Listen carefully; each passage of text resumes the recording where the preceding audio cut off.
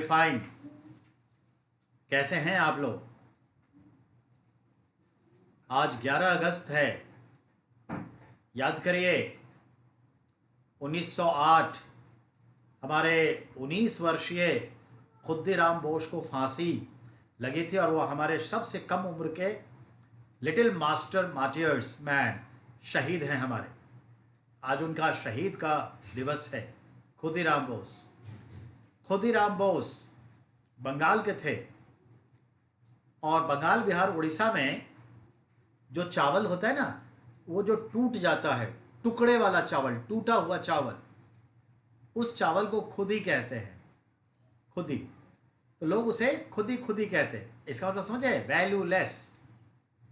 वो वैल्यूलेस बच्चा जो काम कर गया, भारतीय इतिहास के क्रांतिकारियों के संदर्भ में एक रिकॉर्ड बना के गया, सबसे कम उम्र का क्रांतिकारी शहीद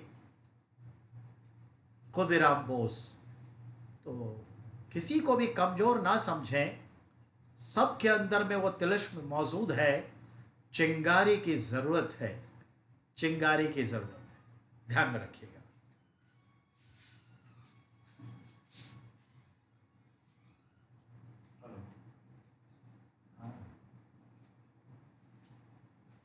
वो छत पे जाने की तैयारी कर रही है,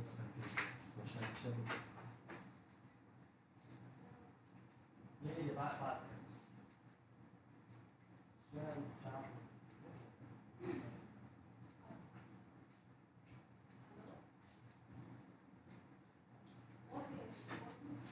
मोबाइल पर लेके जाइएगा। हाँ, तो चलिए कंटिन्यू करते हैं बेटा। ठीक है, तो अब जो है आपका, हम लोग चैप्टर 3 ग्रामीण क्षेत्रों पर शासन चलाना ये पढ़ रहे थे और ये आखिरी पड़ाव में था। जब खत्म होगा तो चैप्टर 4 आदिवासी दीकू और एक स्वर्ण युग की कल्पना, इस पर बात करेंगे। तो पहले हम बात करते हैं चैप्टर 3 का बचा हुआ भाग। देखिए पेज नंबर हम 34 पे हैं हिंदी मीडियम में। मैं आपको दिखा देना चाहूंगा, ये पुस्तक है, ये पन्ना है। ठीक है,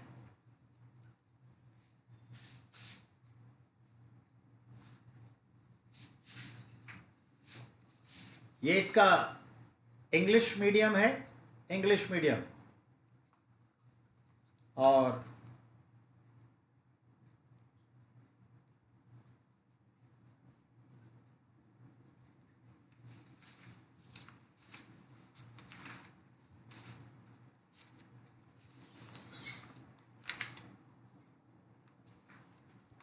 इसमें भी वही चीजें हैं। चलिए, तो पेज नंबर 34 पे हूं, जहां पे लिखा है नील का उत्पादन कैसे होता था। एक फोटोग्राफ दिखाया है जिसमें 3 स्टेजेस हौज दिखाया है, 3 स्टेज का हौज है, और वो किस तरह से जो है किन्वन होता था नील उत्पादन के प्रोसेस तैयार करने के, वो मैं आपसे डिस्कस कर चुका हूं।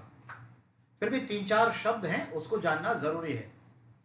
जहां पर नील का उत्पादन होता, जिस गांव विशेष में होता था, उस गांव को नील गांव कहते थे, नीलबरी कहते थे। हाँ, इस तरह से था, यानी वो नील की खेती के लिए जाना जाता था और ये लैंडमार्क हो चुका था। वैसे अंग्रेज बंगाल बिहार उड़ीसा में नील की खेती तो करवाते थे, लेकिन याद रहे जब वो आए थे मुगल के समय में, तो नील यहां से लेकर जो जाते थे, तो जो बेस्ट क्वालिटी का नील की खेती होती थी, द टॉप वैरायटी, राजस्थान के भरतपुर का बयाना, बयाना, और गुजरात का सरखेज, ये भारत में टॉप वैरायटी ऑफ इंडिगो था। ये क्वेश्चन यूपीएससी से लेके और अदर एग्जाम्स में आया हुआ है, ध्यान रखेंगे। बयाना इन Bharatpur Rajasthan, Sarkhej in Gujarat. That is the best quality indigo production. For this purpose, East India Company tried to be praised Mughal king, क्योंकि मुगल का क्षेत्र है। चलिए, तभी तो आगरा में भी उसने अपनी एक कोठी खोली थी मुगल ने, एक सेंटर। आइए, नील के पौधों को हौदे तक औरतें ही ढोकर ले जाती, यानी नील का जो पौधा होता बंडल, उसको जनरली ढोने का काम हौज तक कौन लेके जाती? महिलाएं जाती। यहां पर एक व्यक्ति विशेष खड़ा है ऐसे लाठी लेके, ठीक है, बहुत इनोसेंट लग रहा है मोगली की तरह। उसको दिखाया है कि ये शख्स कौन था, तो वो हौज में जो नील गर्म था उसको हिलाने डुलाने का काम करता था, यानी ब्लेंडिंग का वर्क इसका था। और वाट लिखा है एक किन्वन अथवा संग्रहण पात्र, जिसमें किन्वन किया जाता था, उस पात्र को, वेजल्स को वाट कहा जाता था। तो ये चीजें हैं, तो ये आपने देख ही लिया। अब आइए, नील जो उत्पादन किया जाता था, मेकिंग प्रोसेस, जो पत्तों से निकाला जाता था, अगर उसको हम देखें तो इसमें पहले क्या होता था? ग्रीनरीज छूटती थी, पहले ग्रीन रंग, उसके बाद धीरे धीरे हरा रंग हो जाता था। तो ये तरीका था।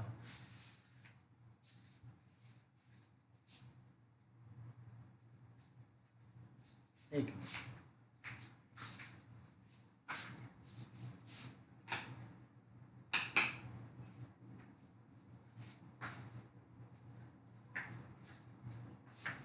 ठीक है।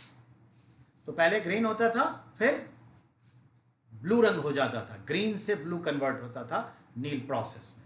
चलिए, बाय द वे, बात को आगे बढ़ाएं। नील विद्रोह और उसके बाद, जैसा मैंने कहा, बंगाल में नील विद्रोह हुआ था 1859 में। दिगंबर विश्वास और विष्णु विश्वास, ये दोनों जमींदार भाई थे, उन्होंने नील विद्रोह की शुरुआत बंगाल में की। ये क्वेश्चन हिस्ट्री का टॉप है और आता है।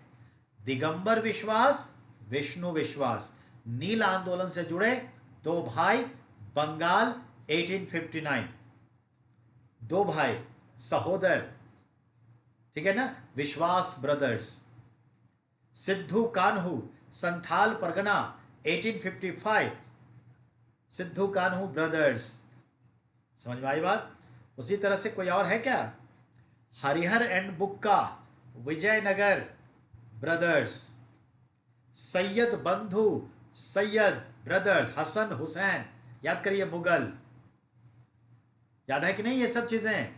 भारतीय इतिहास में ब्रदर्स बहुत हैं, 10 से ज्यादा हैं जो इतिहास के पन्नों पर दर्ज है, ठीक है ना, ये ध्यान में रखिएगा। फैजी और अबुल फजल, दोनों भाई। क्या बता सकते हैं कि क्वेश्चन मैं आपको पूछ रहा हूं, मेरा करंट अफेयर्स पढ़ते रहिए, बता सकते हैं कि वह कौन सा देश है विश्व का जहां की राजनीति में दो भाई, एक राष्ट्रपति और एक प्रधानमंत्री वर्तमान में है और अभी था भी? सोचिए, श्रीलंका, गोटाबाया राजपक्षे राष्ट्रपति थे और अभी इलेक्शन हुआ है ही, और अभी इलेक्शन हुआ है 9वीं संसदीय इलेक्शन 225 पे, तो महिंदा राजपक्षे पीएम जो था वो फिर जीत गया और फिर पीएम बना, और छोटा भाई बड़े भाई को प्रधानमंत्री का शपथ दिला रहा है।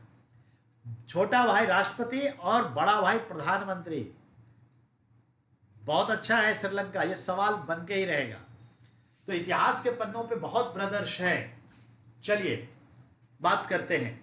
नील विद्रोह, दिगंबर विश्वास, विष्णु विश्वास, बंगाल 1859, इन विद्रोह का तेवर बहुत ही तेज था और तब अंग्रेज ऑफिसर को आना पड़ा, गांव गांव जाना पड़ा, और उन्होंने हालात देखे और कहा ना, वाकई में इससे त्रासदी जुड़ी है, प्रॉब्लम्स है, it is not fruitful for farmers, agriculture land भी बंजर हो जाता है, तो कहीं ना कहीं ये कष्ट है और इससे जुड़ा बधुआ मजदूरी है, it must be ended.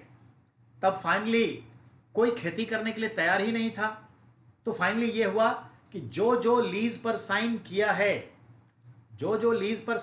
Contract खेती के लिए, वो अपने लीज की अवधि तक खेती करे, उसके बाद उसकी मर्जी है, अपनी मर्जी से खेती करे ना करे। ये तय हुआ। तो इस आंदोलन से जुड़े जो थे, बंकिम चंद्र चैटर्जी ने नील दर्पण किताब लिखी, नील दर्पण। उसमें नील देवी, एक महिला, एक देवी के रूप में नील देवी का कॉन्सेप्ट किया गया है। जैसे करुणा देवी आजकल आ गई है, करुणा देवी, तो ऐसे नील देवी। तो किसने लिखा? बंकिम चंद्र चटर्जी का उपन्यास नील दर्पण, जो नील आंदोलन के ऊपर है। और बेटा आनंद मठ जो है वो सन्यासी विद्रोह के ऊपर है, सन्यासी विद्रोह के ऊपर। This is the reality.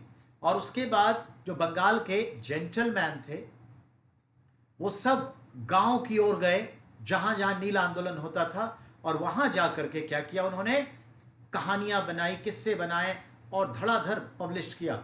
Journalist लोग भी तो जो दो चार थे गांव की ओर मूव कर गए। जैसे आज कोरोना में जैसे ही हम आप मिडिल क्लास गांव में गए तो बहुत सारे बैंक्स गांव में ब्रांचेस खोलना शुरू कर रहा है, सारा सर्वे चल रहा है, गांव की ओर भाग रहे हैं।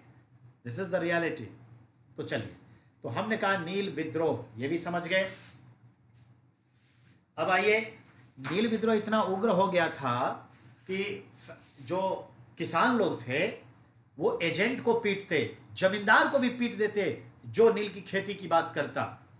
गुमास्ते होते थे, गुमास्ते मतलब एजेंट। ईस्ट इंडिया कंपनी का व्यापारिक एजेंट जो एक इंडियन होता, जो यहाँ के लोगों के साथ वार्तालाप करके व्यापार बढ़वाता, तो उसको गुमास्ता कहते। तो ऐसे एजेंट को भी पीटता। बहुत सारे जमींदार ने भी फिर साथ दे दिया कि देखा कि जब आंदोलन बढ़ गया है, सक्सेस होगा, तो साथ मिल गया।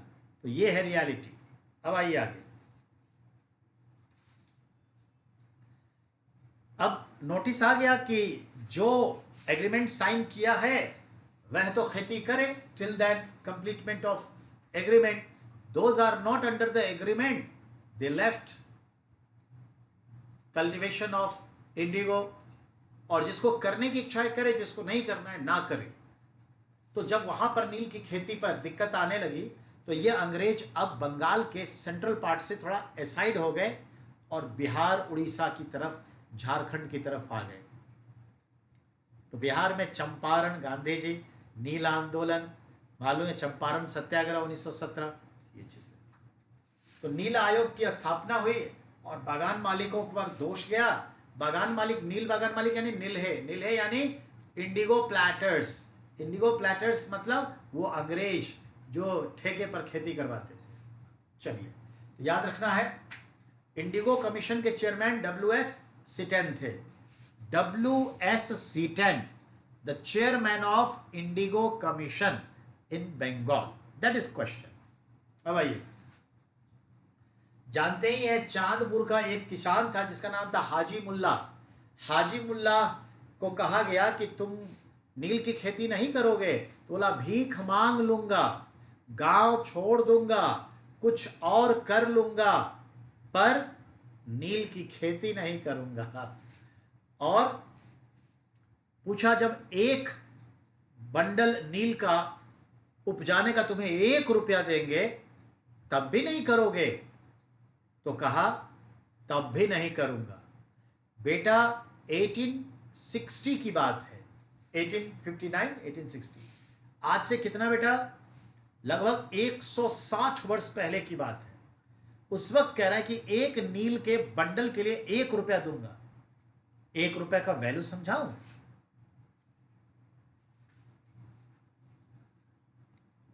इस घटना के 90 वर्ष बाद 1944 के आसपास, यानी 80 से 90 वर्ष बाद 1940-42 के आसपास, मालूम है जो धोती पहनते हैं गांव के लोग, जो बेस्ट क्वालिटी होता है, आज भी बेस्ट क्वालिटी, जिसको कहते हैं परम सुख, जो 800 का एक जोड़ी आता है, 2 धोती एक जोड़ी 800 रुपीस का, मालूम है वह उस वक्त 1 रुपए का मिलता था। 1 रुपए का। तो एक बंडल नील उत्पादन के लिए कहा कि तुमको 1 रुपया दूंगा, फिर भी बोलता है नहीं करूंगा। याद करिए उस जमाने को। आज से फेसबुक पे आपने कितना सुना होगा, कान पकड़ता हूं, थप्पड़ मारता हूं, अब मैं शहर नहीं जाऊंगा। कितने सारे लोग सड़क पे, जब उनसे लोगों ने पूछा तो क्या कहा? मर जाऊंगा, मार भात खा लूंगा, रोटी नमक खा लूंगा, शहर नहीं जाऊंगा। कोरोना में उनके साथ जो व्यवहार किया, इसलिए यकीन मानिए दुख होता है, दुख लाजमी है, होता है। तो आदमी अपने अनुभव से जीता है, ये रियलिटी। लेकिन जब बच्चा उसका फिर रोएगा ना, तो वो अपने अहंकार को पीछे छोड़ देगा, फिर शहर आएगा कमाने, क्योंकि गांव में उपाय नहीं है। हमारे राजनीतिज्ञ लोगों ने ऐसे ही देश का विकास किया है। चलिए आगे बढ़ते हैं, नेक्स्ट की बात करें। अब है वेस्ट इंडीज में नील उत्पादन। यहां एक बॉक्स है पेज नंबर 37 पर, जिसमें दिखाया है कि वेस्ट इंडीज में नील का उत्पादन भी होता था और कैसे। तो कोई बड़ी चीज नहीं है, but we have to understand where is West Indies country located. तो वेस्ट इंडीज कंट्री जो है बेटा, आपको ही मालूम है, ये कैरेबियन सी में है। अटलांटिक ओशियन का central part Caribbean Sea, North Atlantic में जो है West Indies, Jamaica, Trinidad Tobago, इन सब देश के बीच में है। तो ये चलिए, ये चैप्टर फिनिश्ड हुआ। नेक्स्ट है आपका आदिवासी ट्राइब्स, देखू, बाहरी लोग और एक स्वर्ण युग की कल्पना, a golden era imaginary, a world of golden era. बेटा, अभी राम जन्मभूमि का भूमि पूजन हुआ 5 अगस्त को। गणमान्य व्यक्तिजन उपस्थित थे। मिस्टर मोदी ने भूमि पूजन किया और शिलान्यास का पहला पत्थर रखा। उसके बाद एक स्पीच दिया उन्होंने, और उसमें बहुत सारे रामायण, वाल्मीकि कृत रामायण जो संस्कृत में लिखा है, उसके श्लोक उद्धृत किए। और इसके अर्थ जो होते हैं, हमने तो नहीं आपको करंट अफेयर्स में दिया, क्योंकि लोग सोचेगा शायद धार्मिक हैं। मैं धार्मिक हूं, ये मेरे नस नस में, कन कन में बसा है। मानवीय धर्म से ओतप्रोत मेरा धर्म है, और ये धर्म हमें जीना सिखाता है, संस्कार देता है।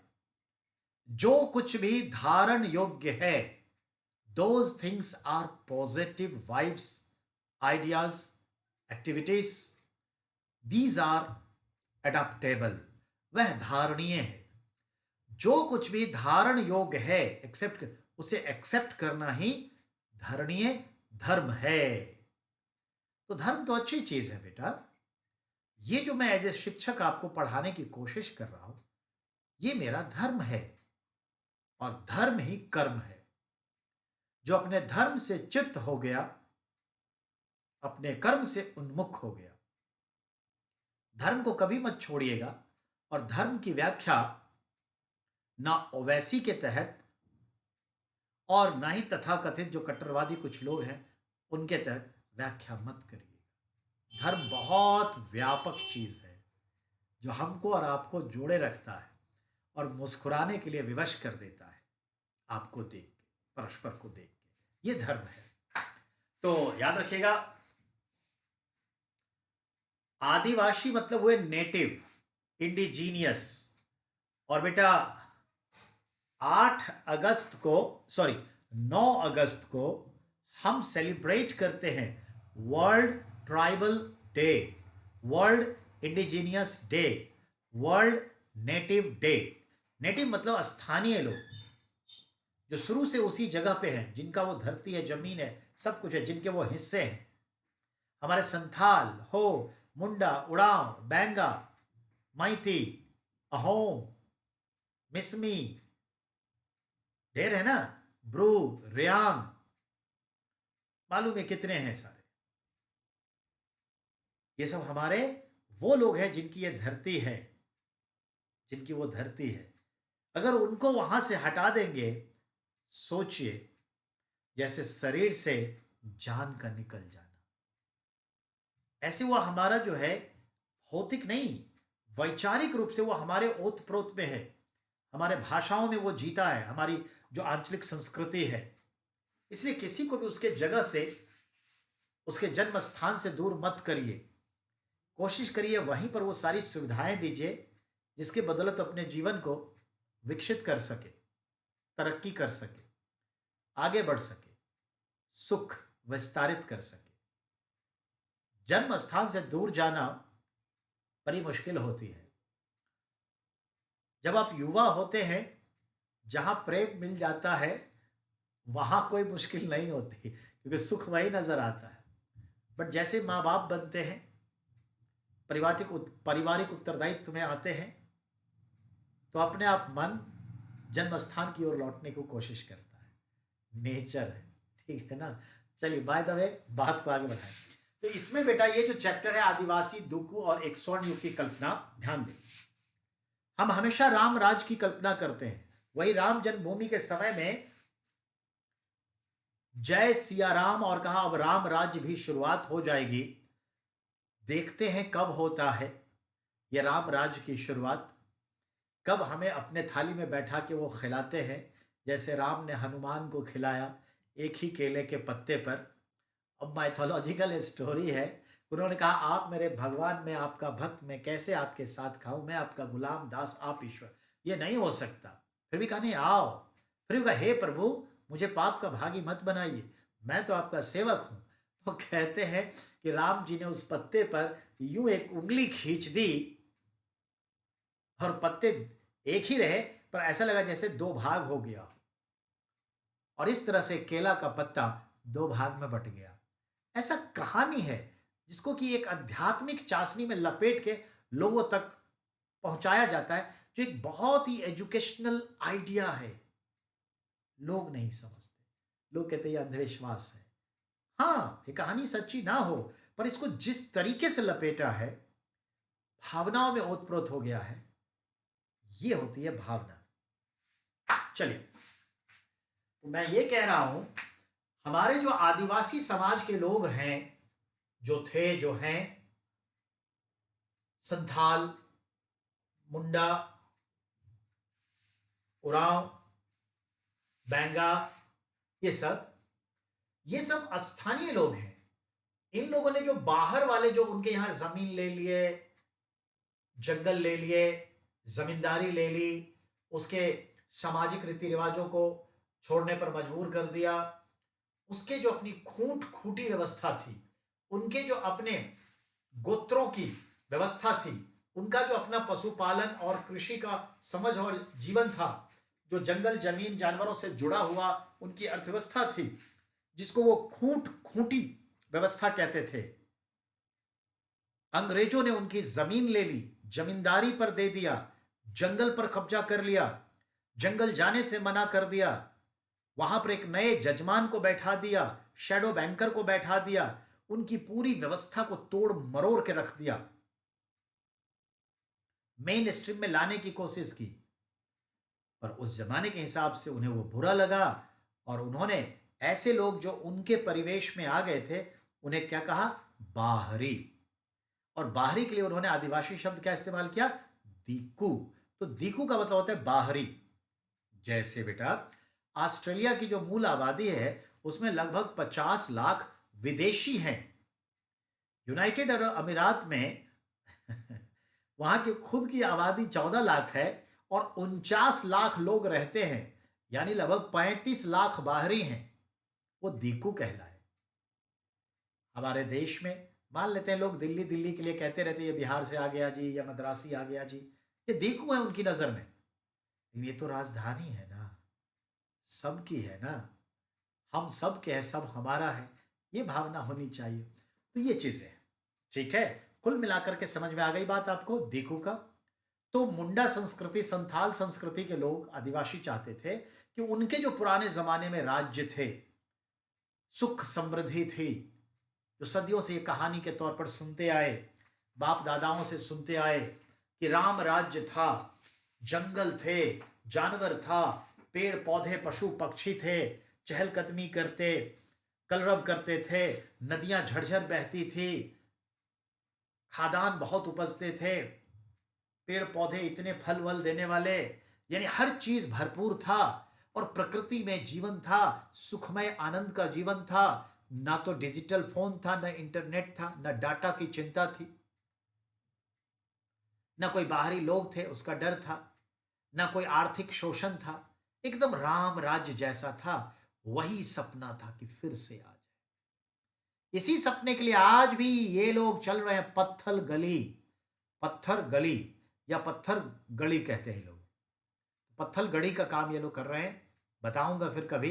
ये चल रहा है, गुजरात से शुरू हुआ है, भारत के 5-10 राज्यों में चल रहा है, आदिवासी इलाकों में पत्थर गड़ी। तो ये सब है कल्पना। आज भी हम जद्दोजहद करते हैं, कमाते हैं क्या कि थोड़ा राम राज्य आ जाए, जीवन में सुख हो जाए, बच्चे अच्छे से जी ले। क्यों?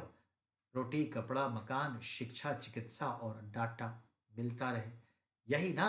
सब इसी राम राज्य में है, हर परिवार राम राज्य चाह रहा है। पर देखिए क्या होगा, ये चीज है।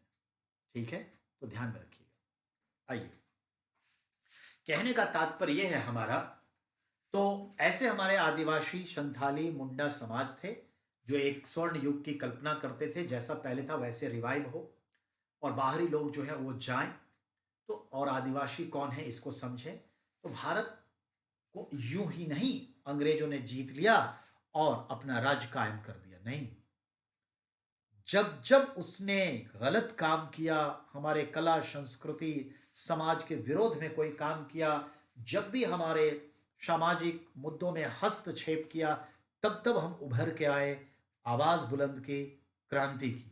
चूंकि मीडिया नहीं था इन द बिगिनिंग में, 18वीं सदी में, 19वीं सदी का हाफ में भी कोई मीडिया नहीं था, तो कोई सुना नहीं। एक जगह के जो क्रांति हैं, विद्रोह हैं, दूसरी जगह नहीं पहुंचा, पर हर कोने कोने में ये चल रहा था। 1857 की बात, जब जर्नलिज्म और डेवलप हुआ, तब जाकर के हमें लगा कि हाँ और भी होगा। तब बहुत सारे जगह पर ये उभरने लगा, तब पता चला रहा हर जगह हो रहा है। So we are totally aware, क्या हिंदू, क्या मुसलमान, क्या क्रिश्चियन, क्या सिख ईसाई, यहूदी पारसी, सब अवेयर थे। गरीब हो या अमीर, गांव के लोग हो शहर के, बुद्धिजीवी हो या फिर हमारे किसान, सब सब सब आदिवासी तो और भी थे। याद रखिएगा, सबका योगदान है। सिर्फ ज्योतिबा फूले को मत लेके चलिए, ना सिर्फ अंबेडकर को लेके चलिए। ऐसे सैकड़ों हजारों अंबेडकर हैं हमारे, सैकड़ों ज्योतिबा फूले हैं। महिलाएं इतनी आगे हैं, 16 साल 32 साल की लड़कियां जो है देखते हैं समर में कूद पड़ती हैं। कोई कमी नहीं है, जिन खोजा तिन पाइया, जितना ढूंढिएगा उतना मिलेगा, याद रखिए। तो चलिए हम पहला पेज पढ़ रहे हैं चैप्टर 4 का, 39 नंबर पे। 1895 में बिरसा नाम का एक आदमी को बिहार के छोटा नागपुर के जंगलों में, गांवों में, खेत खलिहानों में घूमते हुए पाया गया। जहां तहां घूमता था, लोगों से थोड़ा प्रवचन देता था और कहता था मैं अवतार हूं। क्या हूं? मैं अवतार हूं, ईश्वर का अवतार हूं, मेरे में शक्तियां हैं, ये अंग्रेजों को मैं मार भगा दूंगा, राम राज्य आएगा, मेरे में जादुई शक्ति है, मैं युद्ध करूंगा, उसके जो गोली है बंदूक से निकली हुई वो मेरे जादू से पानी हो जाएगा, उसके हाथ में जो बंदूक है वो लाठी बन जाएगी, मैं जो चाहूंगा वो होगा, हमारे ऊपर जो है भगवान है, मैं भगवान का बेटा हूं, ये कहता था। ध्यान दीजिए, ये कौन था? बिरसा मुंडा, जिसे हमारे मुंडा जनजाति के लोग भगवान के तौर पे मानते हैं।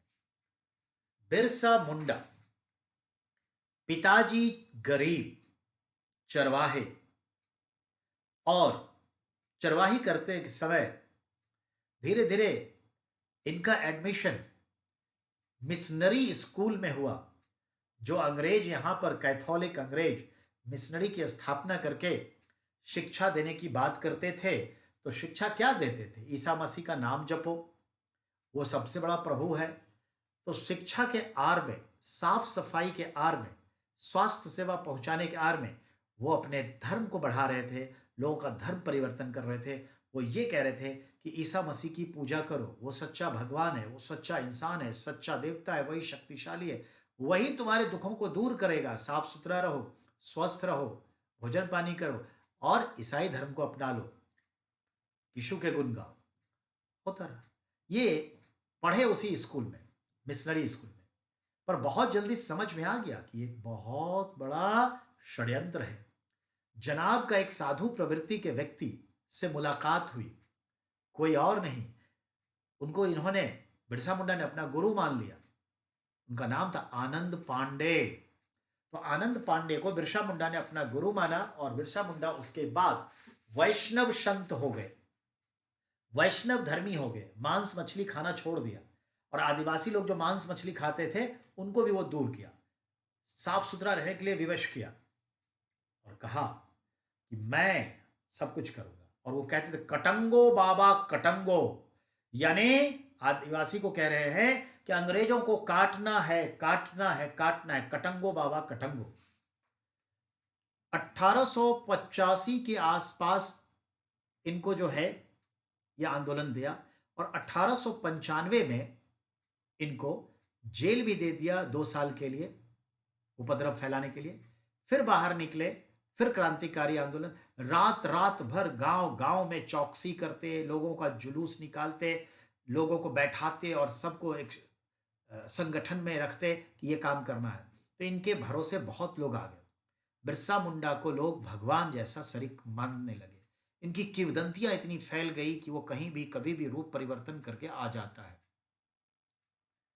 ये बिरसा मुंडा ने 1899 में क्रांति कर दी अंग्रेजों के खिलाफ, जो उनकी व्यवस्था को कुचल रहा था, एक्सप्लॉयटेशन कर रहा था। जो दीकू लोग थे, तो बड़े बड़े जमींदार जो दीकू थे, जो इनके जाति धर्म के नहीं थे, इनकी जमीन जायदाद को जमींदारी व्यवस्था के तहत अपने कब्जे में ले लिया था।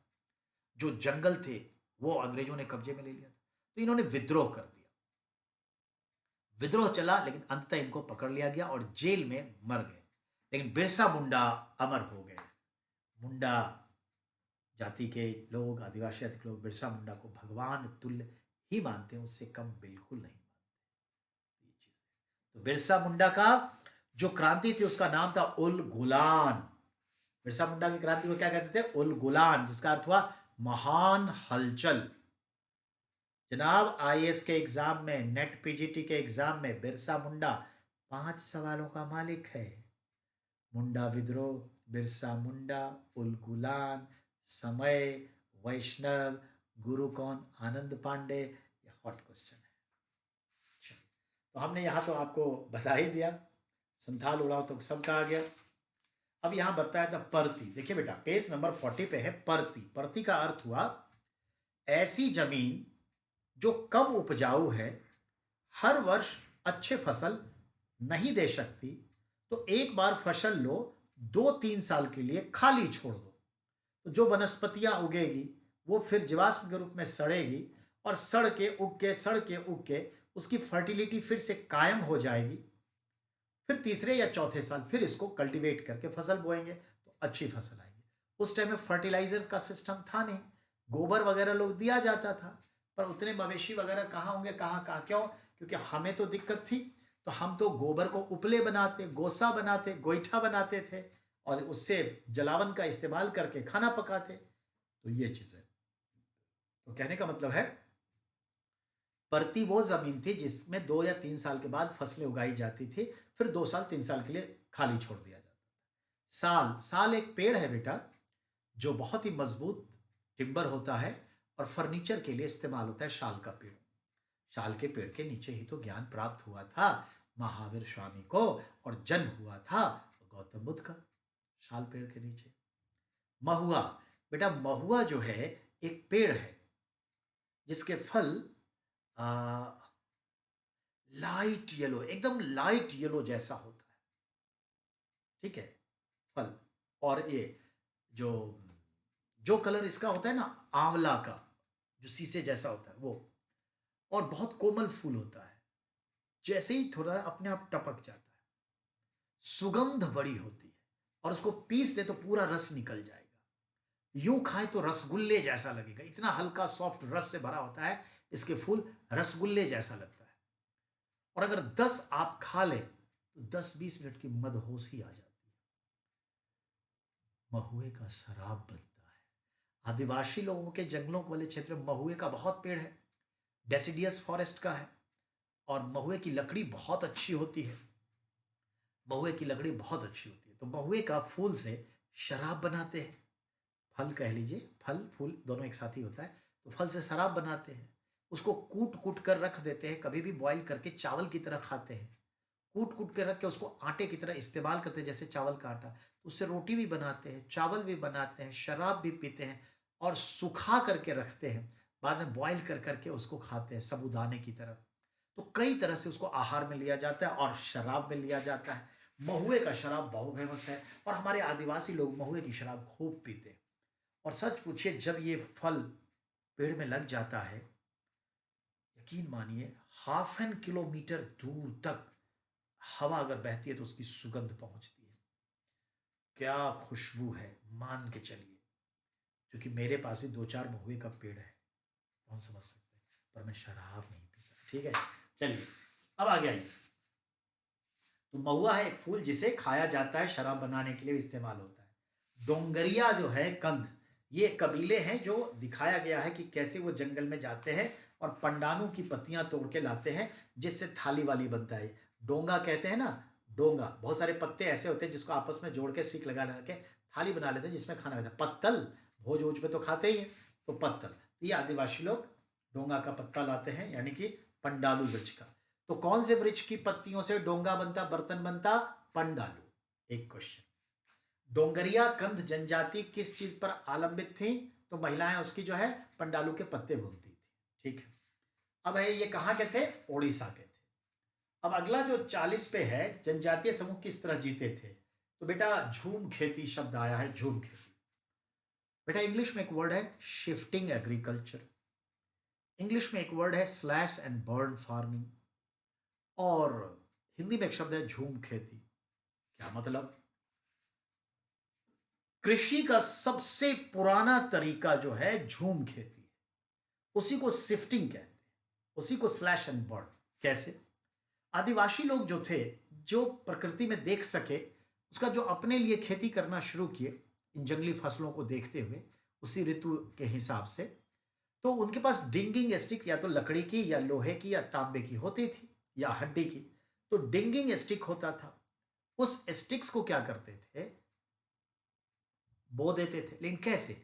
जैसे घास फूस वाला जमीन है, जहाँ पे घास और झाड़ियाँ होती है, तो उसको क्या करते, बैसाख के सीजन में जब गर्मी का टाइम होता था, मार्च अप्रैल में, सबको काट लेते स्लैश, और छोड़ देते उसी जमीन पर। जब सूख जाता तो माचिस लगा देते, यानी किसी तरह से पत्थर वत्थर रगड़ के आग लगा देते, सब जल गया, राख, बर्न, स्लैश एंड बर्न।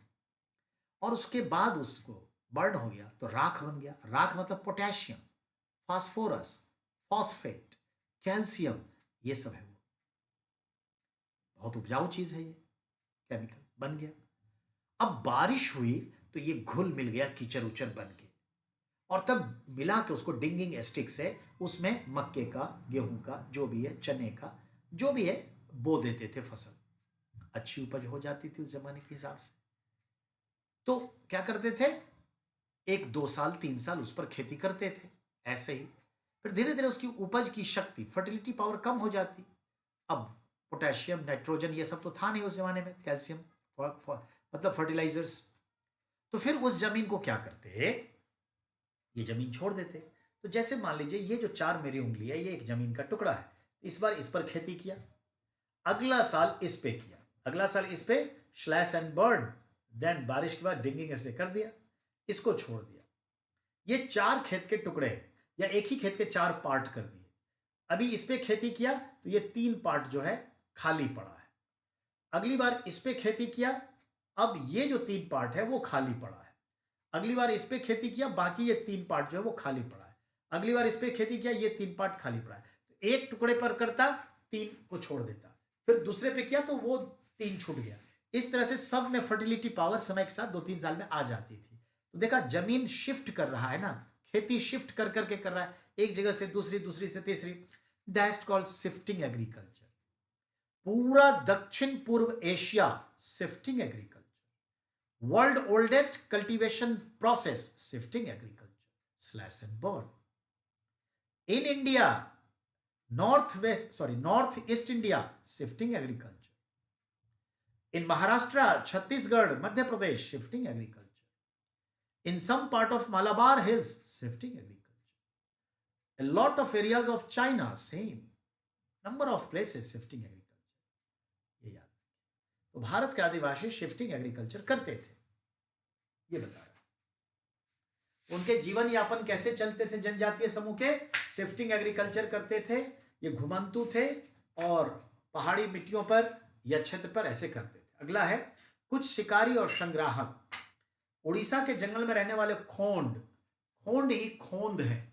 तो खोंद जनजाति के लोग जो थे वो जानवरों का शिकार करते थे और उसी शिकार पर जीते थे। शिकार के लिए निकलते थे और आपस में जो शिकार हुआ आपस में बांट करके खा पी करके बराबर कर देते। फल भी खाते थे, जड़ें भी खाते थे।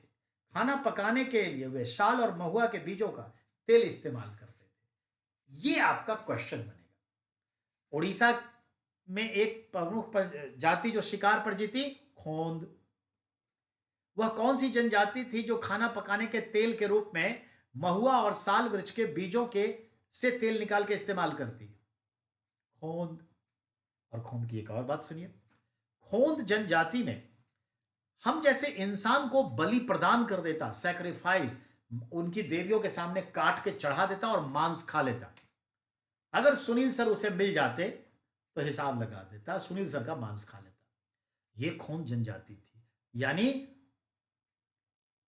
कैनिबल थे ये लोग। कैनिबल, मांसाहारी, आदमखोर, जो इंसान को मार के खाते देवी को चढ़ा के। याद रखिएगा, ये चीजें बड़ी खराब थी। लॉर्ड विलियम बेंटिक ने खोंद जनजाति के इस नरबली प्रथा पर प्रतिबंध लगा दिया। इन लोगों ने विद्रोह कर दिए, उसने हिसाब लगा दिया। तो ये क्वेश्चन आएगा हिस्ट्री में, खोंद के नरबली प्रथा को किसने बंद किया? विलियम बेंटिक ने। खोंद विद्रोह किसके समय हुआ? विलियम बेंटिक के समय। किसने इसे शांत किया? विलियम बेंटिक ने। खोंद जनजाति कहां रहते थे? उड़ीसा में रहते थे। यहां भी खोंद का देखा। खोंद जनजाति के लोग खाना पकाने के लिए किस पेड़ के बीजों से तेल निकालते थे? महुआ और शाल वृक्ष। महुआ का बीज इतना बड़ा होता है, बहुत प्यारा होता है, बहुत शाइनिंग पॉलिश्ड होता है। ठीक है ना? चलिए आगे। कारीगर के कपड़े चमड़े की रंगाई के लिए कुसुम और पलाश के फूलों की जरूरत होती थी, जो खोंद समुदाय के लोग उसे ही कहते थे। जो कारीगर लोग होते थे उनके कपड़े जो तरह तरह के रंगे जाते थे, तो ये आदिवासी में जो खोंद थे वह जो है ऐसे कुछ फूल उत्पादन करते या जंगलों से लाते जिसमें कुसुम फूल था। फिर एक है आपका पलाश। तो इन पलाश और कुसुम फूलों से रस निकाल करके रंग तैयार होता है जिसमें धोती वगैरह रंगी जाती थी। हकीकत है कुसुम का फूल जो होता है रेडिश होता है, येलोइश होता है, बहुत पक्का रंग होता है, बहुत पक्का रंग। हम लोग जो जनेऊ पहनते हैं ना बेटा, I am sorry for that, लेकिन जैसे ये जनेऊ है बेटा, तो जनेऊ को जो रंगा जाता था लाल पीले धागे में, तो पलाश या फिर कुसुम का। आज जो उपनयन संस्कार होता है इसमें कुसुम का फूल अनिवार्य होता है। माइथोलॉजी है कि यह स्वर्ग लोक में भी होता था। अब आगे आइए। इसी तरह बाजार और वाणिज्य में आदिवासियों के कर्ज और गरीबों ने ढकेल दिया। धीरे धीरे बाजार व्यवस्था ऐसी आई, अंग्रेजों ने ऐसी व्यवस्था की कि कर्ज के तले डूबते चले गए, महाजनी व्यवस्था में फंस गए, उनकी जमीन फंस गई, जंगल फंस गए, जाने नहीं देता था। कुछ जानवर पालने वाले भी लोग थे जो भेड़ बकरी भैंस गाय पालते थे, जंगलों में चराते थे, उसी के दूध से काम चलाते थे। तो ये सब था। लेकिन धीरे धीरे अंग्रेज जब आए, जमींदारी व्यवस्था लागू किया, इनकी ज़मीन को भी किसी और जमींदार को ऑक्शन पर दे दिया, जंगल को एक्सप्लॉइट करना शुरू किए, तो इन लोगों को दिक्कत होने लगी। तो इन लोगों को जो है बहुत दिक्कत हुई। तो अब ये लोग कहे कि हम काम नहीं करेंगे आपके लिए। तो इन लोगों को कहा कि ठीक है, तुमको हम जंगल में जाने देंगे, जंगल की लकड़ियां तुम काट सकते हो, जंगल में पशु चरा सकते हो, जंगल के आसपास घर बना सकते हो, लेकिन शर्त है, तुम्हें काम करना पड़ेगा। जो भारत सरकार चाहेगी, ब्रिटिश सरकार चाहे, ईस्ट इंडिया कंपनियां चाहे, वो काम करना पड़ेगा। ठीक है, मजबूर आदमी क्या ना करे। बोला ठीक है। इस तरह से आदिवासियों से ये लोग काम लेते और जंगल पर छोटे मोटे अधिकार दे दिए थे। और जो ऐसे आदिवासी तैयार थे ईस्ट इंडिया कंपनी के साथ काम करने के लिए लेबर के तौर पे, चाहे वो चाय बागान में हो, या सड़कें बन रही हो, या फिर कुछ भी हो रहा हो, या फैक्ट्री में काम कर रहा हो, कुछ भी काम जो करवाना वो चाहता था, तो ऐसे लोगों के लिए अलग से गांव बसा था जिसका नाम पड़ा वन गांव, फॉरेस्ट विलेज, वन गांव। तो इस सब से एक्सप्लॉयटेशन तो बढ़ता चला गया। अब बेटा पेज नंबर 41 पे नक्शा है भारत का, और उसमें दिखाया है कौन से ट्राइब्स भारत के किस क्षेत्र में रहते हैं। तो मैं आपको हाईलाइट कर दूं, गद्दी और गुज्जर ये हमारे हिमाचल प्रदेश और जम्मू लद्दाख के क्षेत्र में रहते हैं। अपातिनी और निशी ये अरुणाचल प्रदेश की जनजाति है। अपातिनी और निशी, अपातिनी बहुत कम ही रह गए हैं। फिर आपका जो है, ठीक है, नागा जनजाति नागालैंड में है। मैती, मैती मणिपुर में रहते हैं। ठीक है, रेयांग मिजोरम में। खासी मालूम है, गारो खासी जयंतिया मेघालय में। अहोम असम में। ठीक है, हजुंग आप भी जानते हैं, हाजरा हजुंग ये बांग्लादेश और भारत के दार्जिलिंग वाले क्षेत्र में। संथाल, मुंडा, उड़ाव ये सब आपको मालूम है झारखंड के जंगलों में। फिर है परांजे ये उड़ीसा के क्षेत्र में। ठीक है, क्या कहते हैं, बांडा, काफ, रजारा, खोंद ये सब उड़ीसा में। बैंगा, ठीक है, मारिया, गोंड ये सब छत्तीसगढ़ मध्य प्रदेश के क्षेत्र में।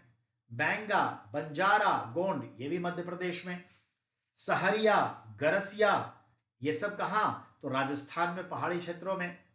भील राजस्थान में। वन गुजर, राउबा ये सब गुजरात के थे। बंजारा महाराष्ट्र के। कोवा, बंजारा, गोंड ये आंध्र प्रदेश तेलंगाना में। और मालाबारी और इरुलार या इरुला ये सब केरल के मालाबार में और थोड़ा सा तमिलनाडु वाले एरिया में रहते थे। अब दिखाया है बेटा कि कुछ जानवर ऐसे थे जिसको पाल करके आदिवासी लोग, तो जैसे रेवड़ जो है बड़े बड़े पशु पालते थे। रेवड़ जाति आज भी जो रेवड़ जाति है देखते हैं, हरियाणा, राजस्थान, गुजरात से चलते हैं, हजारों की संख्या में अपने गाय बैल को लाते हैं, बड़े बड़े मोटे सींग वाले, और खुद पगड़ीधारी चलते रहते थे हैं, पाँव में हंसली पहनते हैं। ये रेवड़ है हमारे। गुजर ये भी भैंस पालने में शुरू से ही थे। लबाड़िया ये भी भैंस गाय सब पालते थे। कुल्लू, गद्दी ये सब जो है कश्मीर में भेड़ बकरी पालते थे, ये आज भी पालते हैं। अब आइए, शिकार का वक्त, बुआई का वक्त और ना खेतों में जाने का वक्त। यानी देखिए यहाँ पर बॉक्स बना हुआ है जिसमें बता रहा है कि शिकार कब करते थे, बुआई के वक्त क्या करते थे, नए खेतों में जाने का वक्त क्या था इन लोगों का। तो अगर ये संदर्भ देखें तो उस पर बात करते हैं। अब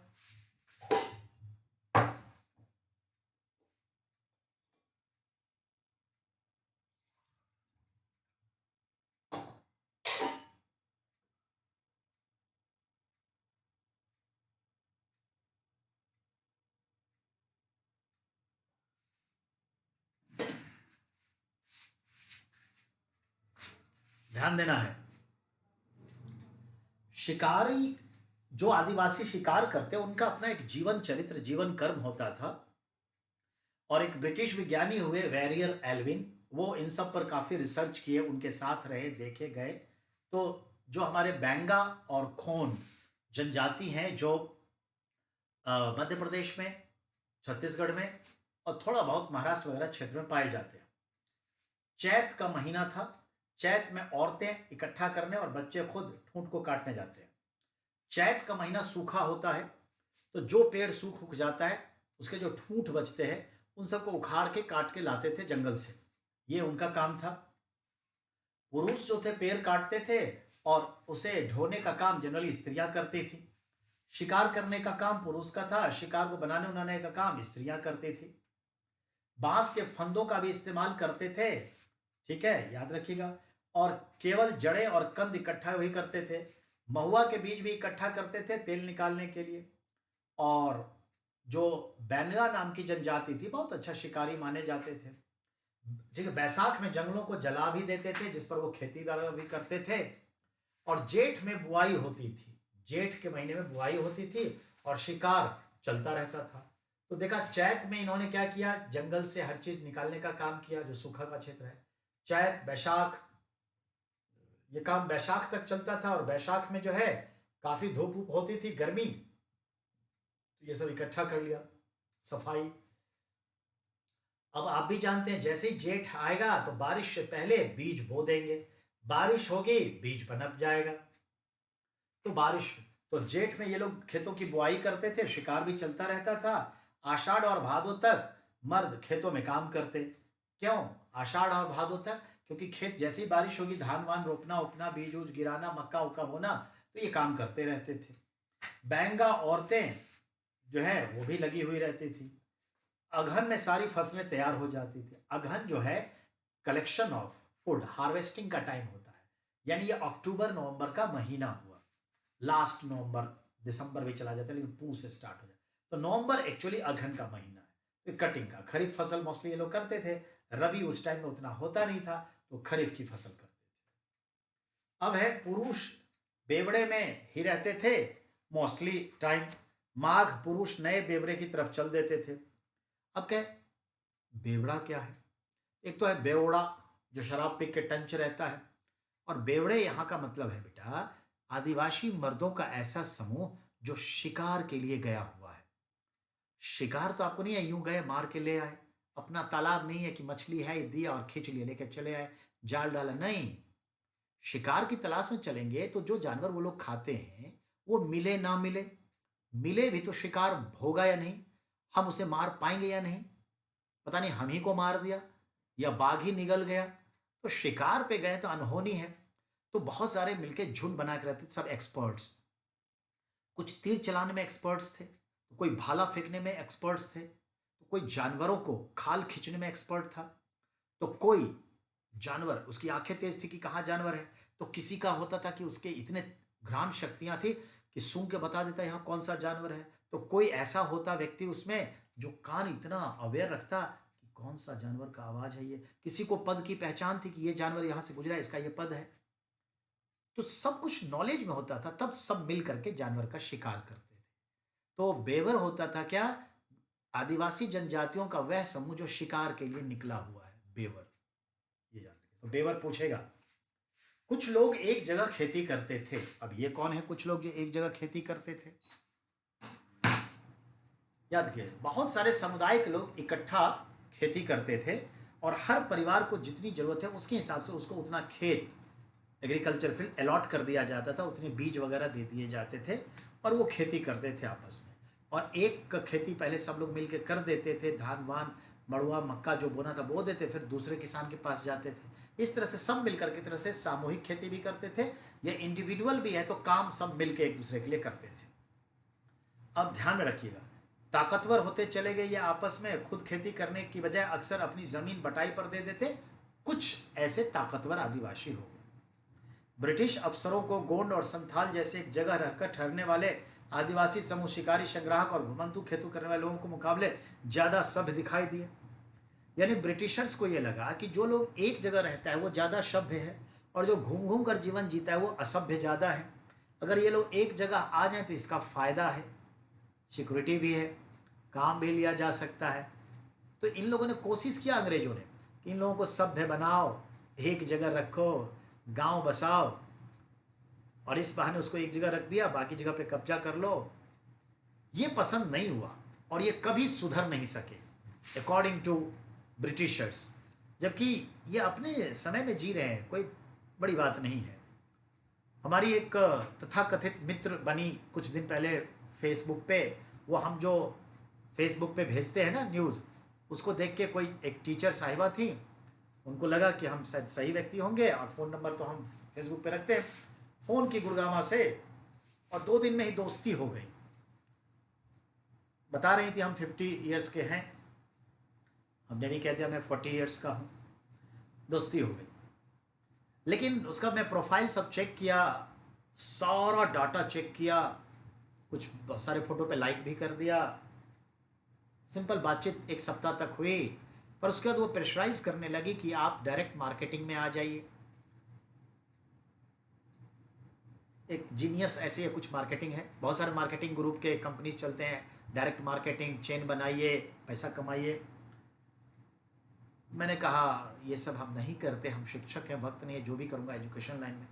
वो 3 बार 4 बार 3-4 दिन तक बोली, हम हर बार प्यार से टालते रहे, और उसके बाद एक दिन बोली कि ठीक है, तो अब हमसे बात करने की ज़रूरत नहीं है। समझ में आए? वो चाह रही थी कि इसको मार्केटिंग में खींच ले, बड़े अदब से बहुत प्यार से बात करती। और देखिए आरोप क्या लगाए कि आप ना मेरे फेसबुक पे अब मत जाइए, डिटेल में मेरे फेसबुक को देखने की जरूरत नहीं है। अरे भैया, कोई फेसबुक पे अपना कोई भी चीज़ रखा है तो कोई भी उसको देख सकता है, नहीं तो प्रोफाइल लॉक करो। तो उसको डायरेक्ट मार्केट में हमें फंसाने की चाहत थी। सुनील सर नहीं फंसते, 10 साल से फंस नहीं रहे। कई लोगों ने प्रयास किए, 2008 से प्रयास किए, 2008 नहीं 2004 से, ऐसे तो कहे तो 2000 से। ये 20 साल में मैं किसी के हाथ नहीं आया। बेकार सी चीज़ है, बर्बाद करके छोड़ देता है पूरी लाइफ। तो चलिए जो भी है, तो कहने का मतलब है हम अपनी स्वतंत्रता नहीं खोना चाहें। भैया जो साबुन लेना होगा, जो माचिस लेना होगा, जो तेल फुले लेना होगा, अपनी इच्छा से अपनी जगह से ले लेंगे। पैसा रहा लिए, नहीं हुआ नहीं लिए। जबरदस्ती है कि उसी से हम 5,000 का शॉपिंग करें और झूठे से 10% छूट देगा, ये अंडम संडम। हम अपनी स्वतंत्रता कभी गिरवी नहीं रखते बेटा, ये मेरी खासियत है। तो मैंने मना कर दिया, तो और स्वतंत्रता मिल गई। उसकी वजह से 10-20 मिनट उससे बात करना पड़ता था, रोज फोन आ जाता था, तो वो भी गया। ठीक है, तो ऐसे बहुत सारे लोग मिलेंगे आपको। ठीक है, अब आइए गुजरात। गुजरात में भील औरतें जो है, बारिश जब होती है सावन का महीना, तो खेतों में जो है वो मरुआ का पेड़ लगाते हैं। उसका चित्र दिया हुआ है, मरुआ का पेड़ है। ये जो पेड़ लगा रही है ना 44 पेज पे, वो मरुआ है बेटा। मरुआ का पेड़ रोपते थे। मरुआ भी एक खरीफ फसल है बेटा। जमीन माप करके सभी किसान आपस में बांट करके खेती करते थे एक दूसरे को। भूस्वामी लोग अपनी जमीन पर पट्टे पर दे देते थे कि मेरे लिए खेती करो, या जिसको किसान को खेती नहीं थी, आदिवासी किसान को, बड़े लोगों के किसान की खेत पट्टे पर ले लेते थे, लीज पर, 2 साल 4 साल 5 साल 7 साल के लिए। अब बेटा एक शब्द स्लीपर। स्लीपर का अर्थ है जो लेटा हुआ है। तो जो ये जो 2 पटरियां गुजरती है ना, ट्रेन की 2 पटरियां, उसके नीचे स्लीपर होता है ना लगा हुआ, जो दोनों को पटरियों को, रेल को ज्वाइंट करके रखता है, ट्रैक को। तो पटरियों के लिए पहले लकड़ियां इस्तेमाल होता था, तो इसके लिए जंगल से लकड़ियां, सागवान के, सखुआ के, टीक के काट के लाए जाते थे। समय के साथ फिर आयरन, लोहे का आने लगा। फिर समय के साथ कंक्रीट का अभी चल रहा है, कंक्रीट का चल रहा है। तो कहने का मतलब स्लीपर्स के लिए जंगल से लकड़ियां काटे जाते थे, और जंगल की लकड़ियां काटने में बड़ी दिक्कत होती थी आदिवासियों को लेके, उनके विद्रोह को लेकर के। और जंगल काटने के लिए तो जंगल के जो लोग हैं वही स्मार्ट हैं, दूसरा तो कोई काट नहीं सकता। अब जैसे हमारे बहुत सारे बाग बगीचे हैं बेटा, शीशम है, चाह है, कदम का पेड़ है, जलेबी का है, और भी चीज़ों का पेड़ है, कटहल है, ये है वो है, बहुत सारे हैं। तो ये जो पेड़ होते हैं, तो उसकी जो टहनियाँ निकलती है, तो हर तीसरे साल उसकी टहनियाँ काट के पेड़ को मोटा होने देते हैं, मेन ब्रांचेस को, ठीक है, जाने देते हैं, तना। पर हम और आप सब नहीं काट सकते। एक्सपर्ट होता है जो यूं बंदर की तरह चढ़ता है, कुल्हारा छोटा सा पीछे ऐसे फंसा के रखता है, यूं चढ़ता है और एक हाथ से ऐसे पकड़ता है और एक पाँव ऐसे खट खट खट खट काटते काटते चला जाता है। यकीन मानिए 10 से 15 मिनट पे एक पेड़ पे चढ़ के काट करके नीचे आ जाता है, और पूरे दिन में 15 से 20 पेड़ चढ़ लेता है। बहुत स्मार्ट। तो एक्सपर्ट होते हैं, जैसे नारियल पर चढ़ने वाला, तार पे चढ़ने वाला, एक्सपर्ट्स होते हैं। तो ऐसे एक्सपर्ट्स जंगल में थे जो काम ही नहीं करने के लिए तैयार है अंग्रेजों के लिए, उसको वो पटाना चाह रहा था। तो ये चीज़ है यहाँ पे दिया हुआ है कि कैसे गांव बसाया वन गांव, बताया ही था। अब अंग्रेज के इस देश में जीना कितना कठिन है। देखिए, आदिवासियों पर तरह तरह के टैक्स लगा दिए, उनकी ज़मीन को छीन लिया, उनके जंगल को छीन रहे हैं, उनके नैतिक मामलों में हस्तक्षेप कर रहे हैं, सामाजिक ताना बाना को तोड़ रहे हैं। तो इस सब से त्रस्त हैं। तो देखिए, आदिवासी का जो एक लिबरल सोसाइटी थी, फ्री सोसाइटी थी, कितने कष्ट में आ गई। देखिए एक आदिवासी समुदाय के लोग 1930 में क्या कहते हैं। जमींदार बैठा है गांव में, अच्छा कहानी, कविता की शुरुआत है। अंग्रेजों के इस देश में जीना कितना मुश्किल है, जीना कितना मुश्किल है। जमींदार बैठा है गांव में, यानी उसके गांव में बाहरी जमींदार दिक्कू आ गए। दरवाजे पे कोतवाल, कोतवाल यानी पुलिस, क्योंकि हर जगह अनुशासन पुलिस इतनी आ गई अंग्रेजों की। तो दरवाजे पर कोतवाल है, गांव में है जमींदार, बगीचों में पटवारी, खेतों में सरकार। बाग बगीचे में पटवारी आ गया है, जमीन की बंदोबस्त हो रही है, कितनी जमीन है, कितना लगान देना है। और इस तरह से खेतों में सरकार, यानी खेत खेत तक सरकार पहुंच गई। याद करिए, मोदी जी का मंत्र है और वो कहते भी हैं, मिनिमम गवर्नमेंट मैक्सिमम गवर्नेंस, यानी सरकार कम से कम हस्तक्षेप करे लेकिन शासन ज्यादा से ज्यादा चले, हस्तक्षेप कम करे। जब इन्होंने पॉर्न साइट्स कुछ ऐसे थे जिस पर अश्लील वीडियोस वगैरह होते हैं, एडल्ट लोग देखते हैं, उसको बंद करने की कोशिश की 2016 में, तो सबसे पहले यही कंगना रनौत ने आवाज बुलंद की। तो क्या सरकार अब हमारे बेडरूम में झांकेगी? हम अपने बेडरूम में किसी को झांकने की परमिशन नहीं देंगे। सरकार ये फैसला वापस लेगी। समझ में आई बात? ये चीज है, सिंपल थ्योरी, ठीक है, सिंपल थ्योरी। तो वही चीज हो गया ना, यानी खेत खेत तक गवर्नमेंट पहुंचा हुआ है, जीना मुश्किल। देखिए कितनी सटीक कविता है। तो वही चीजें हैं, जमींदार बैठा है गांव में, दरवाजे पे कोतवाल पुलिस, और बगीचों में पटवारी है, खेतों में सरकार। पशु कर अदा करने के लिए बेचता हूं गाय, पशु कर अदा करने के लिए, गाय का टैक्स अदा करने के लिए गाय ही बेच देता हूं। तो भैंस बेचते हैं जंगल कर के लिए, यानी फॉरेस्ट टैक्स के लिए भैंस बेच देता हूं। बैलों को बेचकर अदा करता हूं लगान, लैंड रेवेन्यू के लिए बैल बेच देता हूं। भोजन पाए कहां से? अंग्रेजों के इस देश में। है रे कितना जीना मुश्किल है ये अंग्रेजों के देश में। गंभीरता से सोचिए, आंखों में आंसू उतर आएगा, दिल की धड़कन बढ़ जाएगी, तकलीफ जुबान पे आ जाएगी, आंखों से बह जाएगी। ये रियलिटी है। ऐसे हम पढ़ने के लिए पढ़ दिया, लेकिन जब जैसे देखिए मेरे भी रोए खड़े हो गए पढ़ के तकलीफ को। तो जब तक किसी की पीड़ा को अपनी पीड़ा ना समझ करके समझा जाए तो याद कैसे रहेगा, समझ कैसे आएगा। हमारी एक एक तकलीफ को मेरी मां जी थी, मैं ये मान के चलता हूं। जब मैं बीमार पड़ा, जब मैं बुखार हुआ, जब मैं गिर पड़ा, जब मुझे चोट आया, जब कोई भी तकलीफ हुई, या भूख से रोया, या 2 घंटे वो देख नहीं पाई ढंग से, तब तो वो रोई, सीने से लगाई, और उसको वो खुद फील की। तभी तो आज माँ का प्यार मेरे लिए उतना ही है। बात समझ में कोशिश करिए। तो ये है। तो बेटा कोई भी चीज पढ़ने के लिए, मार्क्स लेने के लिए, एग्जाम पास करने के लिए नहीं है, एक संपूर्ण मानवता को अपने मन में, अपने दिलो दिमाग में उतारने के लिए, कंप्लीट मैन की तरह, ठीक है ना, कंप्लीट वुमेन की तरह। तो ये है कविता। छठे में भी कितने अच्छे अच्छे तिरुवल्लुवर के पोयम पढ़े थे बेटा, हैं? जो मुझे तुमने इस नीच जाति में पैदा किया, जूठन खानी पड़ती है, भूल गए? वही तकलीफ अभी भी मिल रही है ना। मस्त किताब लिखा है। अब आइए, गोदारा औरतें थीं जो बुनाई उनाई चटाई उटाई सबका काम करती थी। और फिर देखते हैं हाजरा या हाजंग औरतें हैं जो चटाई बनाती थी। तो किस आदिवासी का क्या पेशा था, वो चीज़ों को दिखाया जा रहा है। और 1906 में संग्राम संगम्मा द्वारा असम में, और 1930 के दशक में मध्य प्रांत में हुआ वन सत्याग्रह, इसी की तरह विद्रोह था। तो काफ़ी कुछ वन सत्याग्रह हुआ और विद्रोह हुआ 1906 के संदर्भ में। व्यापार की समस्या। अब आइए, 18वीं सदी में यूरोप में भारत में बने रेशम की बहुत मांगे थी। और रेशम के कीट पालन में जो पेड़ पौधे होते हैं वो जंगली क्षेत्रों में, और रेशम की खेती बिल्कुल जंगली क्षेत्रों की चीज़ है। और अगर इसमें उसको फायदा नहीं होगा तो वो काम करेगा नहीं। अब इन रेशम को उत्पादन कराने के लिए इन आदिवासियों को जो है चारा डालेंगे ये अंग्रेज। तो देखिए 18वीं सदी में भारतीय रेशम की यूरोपीय बाजार में बड़ी मांग थी। कंपनी ने रेशम उत्पादन पर जोर दिया। हजारीबाग उसके आसपास के क्षेत्र में संथालों को रेशम के कीड़े पालने के लिए उत्साहित किया। रेशम के व्यापारी अपने एजेंट को भेजकर इन आदिवासियों को एडवांस में रकम दे देते, कीड़ा पालने के लिए कहते, और उसी से कोकून कच्चा रेशम खरीद लेते थे और फिर ये कच्चा रेशम ऊंचे दामों पर अन्य शहरों में बेच देते थे। इस तरह से इनका जो है काफ़ी शोषण होता, और बीच के जो बिचौलिए हैं उनको भी बहुत कम पैसा देता था ये अंग्रेज सब।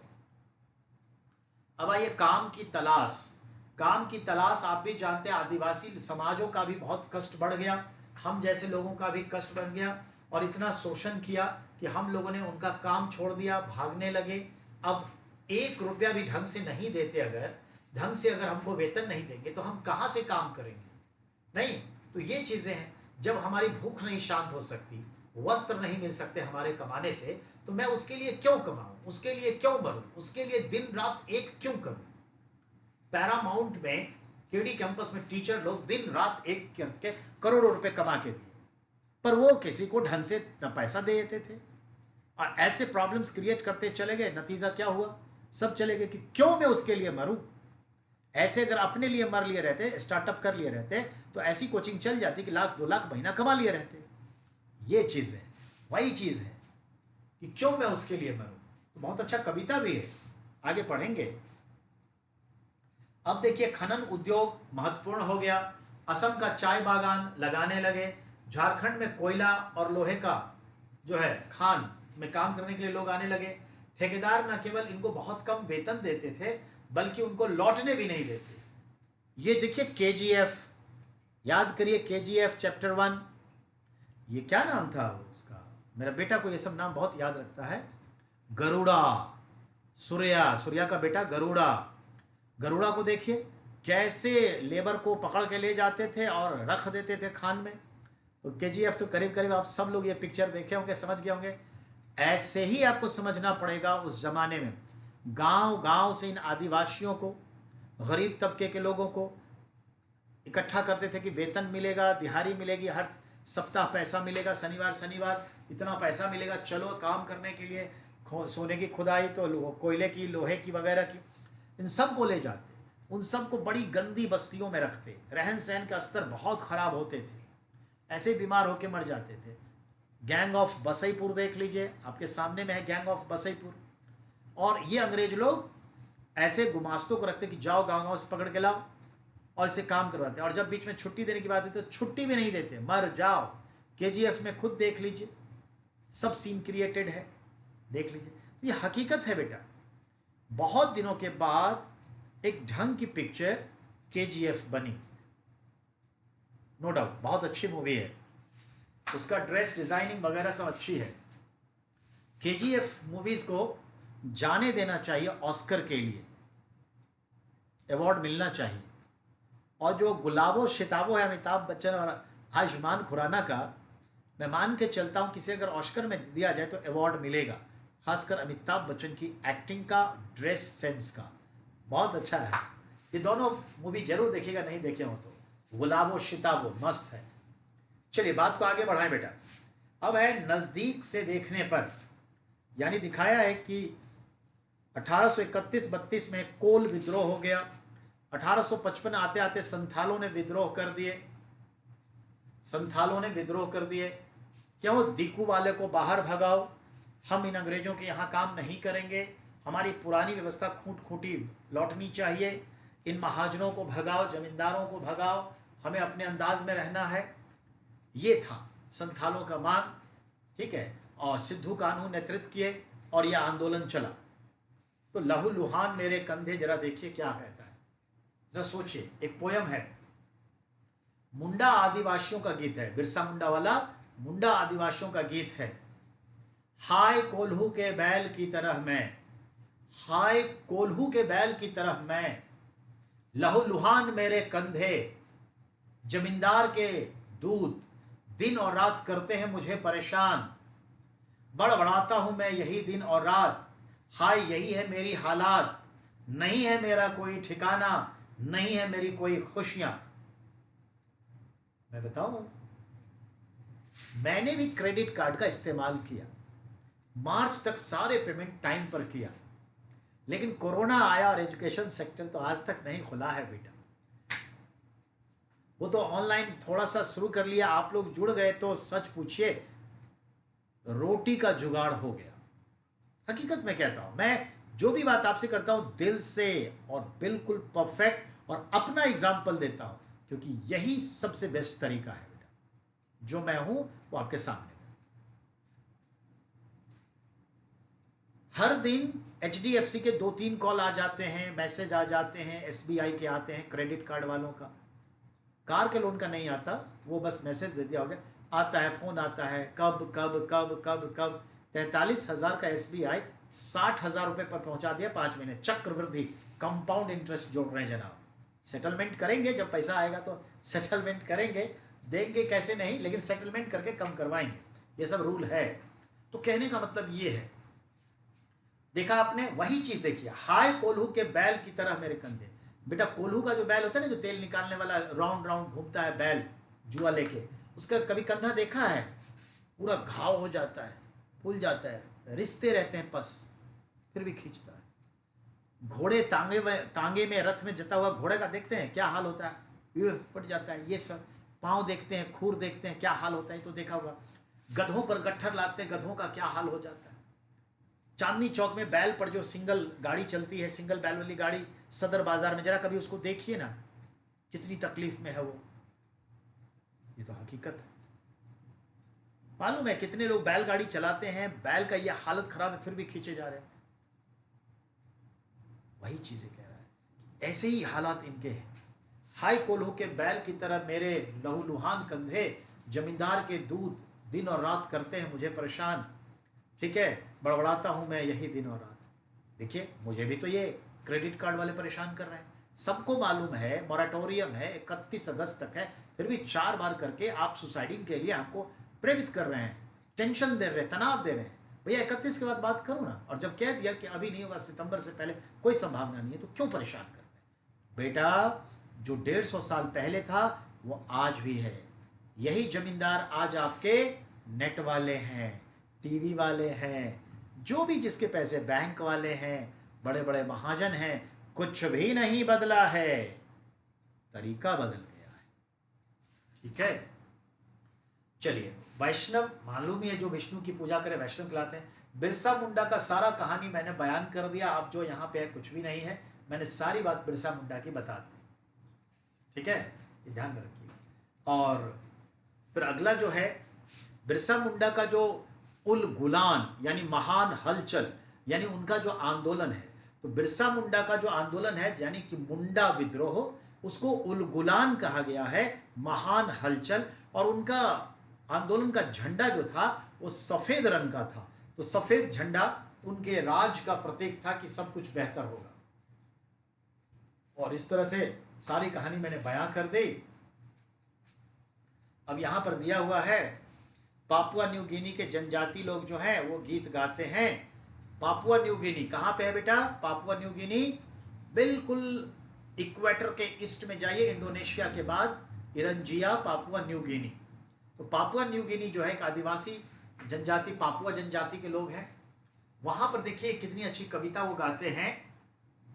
पापुआ न्यू गिनी के इस जनजातीय गीत में इस बात की झलक मिलती है कि वहां के आदिवासी बाजार को किस तरह देखते हैं, बाजार, पूंजीवाद, उसको कैसे देखते हैं। तो देखिए क्या कहते हैं वो। कहते हैं नकदी है बेकार का कूड़ा करकट, ठीक है, बारिश ये रोक नहीं सकती और देती है तकलीफें। कैश बहुत इंपॉर्टेंट है ना कैश के लिए। क्यों? क्योंकि कैश में ही मालगुजारी लेंगे, कैश में ही सरकार सब कुछ लेती है टैक्स, तो हमें तो कैश चाहिए। तो तुम अपने फसल को बेचो, कैश लो, फिर उसमें से हमें दो। हर चीज कैश में, जैसे आजकल डिजिटल कर दिया जबरदस्ती, या भाई कैश में ही दो, कहां से लाएं, हर व्यवस्था रखो जिसमें जैसे हो जाए। That is the way. वही कह रहा है कि कैश के लिए क्यों मरूं, बाजार के लिए क्यों मरूं। देखिए बड़ा अच्छा, कोरोना से इसका फिट बैठेगा। कहते हैं नकदी है बेकार का कूड़ा करकट, बारिश ये रोक नहीं सकती और देती है तकलीफें। इन सरकारी मठाधीशों के लिए क्यों मैं जोश में करूं काम, इन सरकारी मठाधीशों के लिए क्यों मैं जोश में करूं काम। क्यों मैं चढ़ूं नारियल के पेड़ पर, मैं क्यों चढ़ूं नारियल के पेड़ पर। तो है नकदी फसलें अच्छी, नकदी फसल, कैश क्रॉप्स, तो है नकदी फसल अच्छी, लेकिन श्रीमान मुझे बताइए, बहुत अच्छा लाइन है, लेकिन श्रीमान मुझे बताइए अगर खरीदने को नहीं है कुछ तो मैं चिंता क्यों करूं। अगर खरीदने को नहीं है कुछ मुझे, तो मैं चिंता क्यों करूं? मैं नकदी फसल इन अंग्रेजों के लिए क्यों उत्पादन करूं? उसके लिए गन्ना, अफीम, तंबाकू, सोडा क्यों मैं उत्पादन करूं? मैं अपना चावल दाल उपजाऊंगा, प्रेम से खाऊंगा। क्यों मैं तुम्हारे लिए जी जान लगा दूं, खेतों की फर्टिलिटी खत्म कर दूं, तुम्हारे लिए नील का उत्पादन करूं? क्यों करूं, जबकि मेरे को इतना लेबर नहीं मिलेगा कि मैं इस नकदी फसल को खरीद सकूं? Why for you? जाओ अपने घर। दिन रात आकर के हमने नोएडा नोएडा बना दिया, वैशाली वैशाली बना दिया, दिल्ली की अट्टलिकाएं बना दी, बंबई बना दिया, नोएडा पूरा बसा दिया, ग्रेटर नोएडा बसा दिया, और जब कोरोना आया तो तुमने मुझे खाना नहीं दिया और भगा दिया। कमाल की बात है।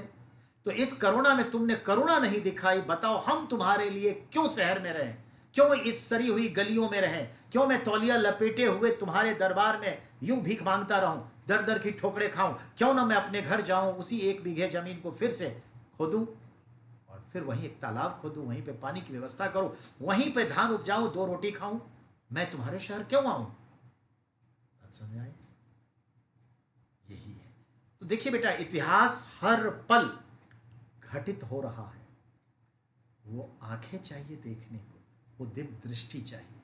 देखा आपने, एक पल में चित्र सामने आ गया। So this is the reality. तो चलिए, कोई हमारे कुलिग्स कहते हैं कि आजकल के एनसीईआरटी में कुछ भी नहीं है। वो मैथ के टीचर हैं, वो नहीं पढ़े होंगे आजकल सिलेबस, वो जब पढ़ रहे थे तो पढ़े होंगे। हम तो जीएस के हैं, हम तो 1 क्लास से लेके एमए बीए आज भी सारे पढ़ते हैं। मुझे मालूम है एनसीईआरटी जो पहले एक फैक्ट्स था, अब पूरा कंसेप्ट है। कमाल की चीज़ है, बहुत कुछ है, समझने का फेर है।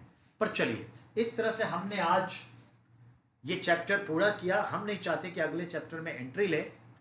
जब जनता बगावत करती है, आपका 5वां चैप्टर है, जब जनता बगावत करती है। 1857 की क्रांति होती है।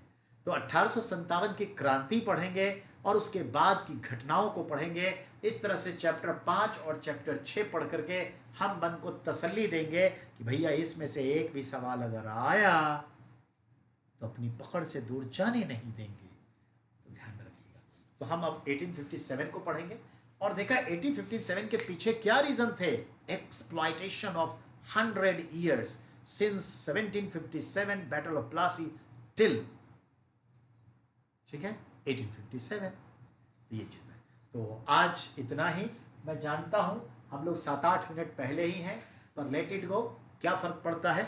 कल हम फिर इसी जोश के साथ फिर आपके साथ होंगे रूबरू एक बार और। चलिए, तब तक के लिए खुदा हाफिज़।